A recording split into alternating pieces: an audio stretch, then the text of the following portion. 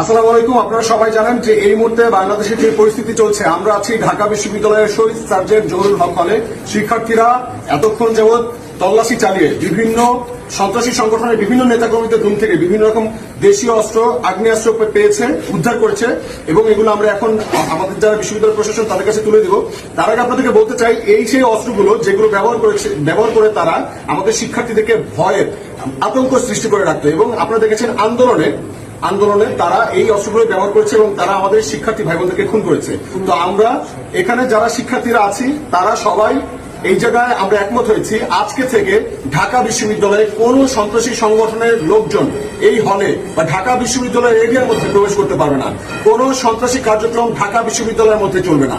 আর যদি কেউ এই সন্ত্রাসী কার্যক্রম করার চিন্তা ভাবনাও করে থাকে তাহলে আমরা তার চিন্তার মধ্যে ঢুকে তারপর সেটাকে প্রতিহত করবো ইনশাআল্লাহ। ঠিক।